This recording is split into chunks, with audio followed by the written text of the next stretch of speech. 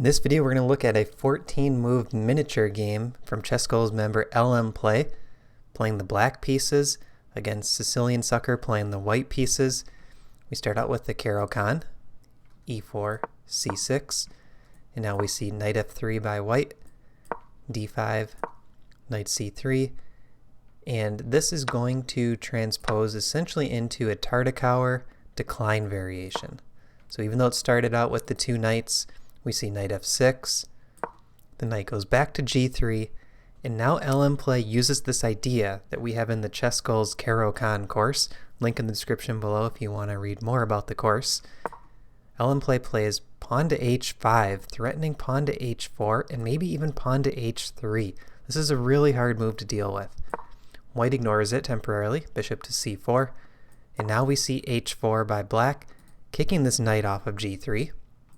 The knight retreats to e2, which is a small mistake. Knight to f1 is the best move, but who wants to play knight back to f1? Knight's on the first rank, prevents the white king from castling. So knight e2 is the natural move, but it is a mistake. And now we see h3 by black, hitting this pawn on g2, threatening h takes g2, and here white makes the most natural looking move, pawn to g3. So this is the two knights attack. This line comes right out of the Caro-Kann course. This whole idea is really cool and it's one to remember. Pawn to b5 by black, hitting the bishop. This bishop goes back, and now pawn to c5. It's opening up this diagonal, pinning the knight to the rook in the corner. And this was a really nice game by lmplay. I love how they used this idea of getting the pin on the long diagonal, and the combination with this c5 move that's threatening c4, trapping the bishop. All of this is going really well for black. So pawn to d3 is played, trying to prevent the bishop trap, but now we see bishop to b7, hitting the knight, and after knight to f4, using the queen to guard the f3 knight, pawn to c4 is played. And now this bishop is trapped. The only way to try to save the bishop is d takes c4, which white played in the game, but it's actually a huge blunder.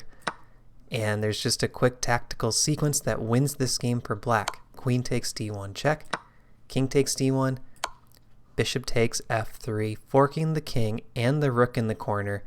If we do a material count, black is already up one piece, and the rook in the corner is about to be captured. White only has one pawn in return. This is not going well. King e1, bishop takes h1. White resigned. 14 moves in.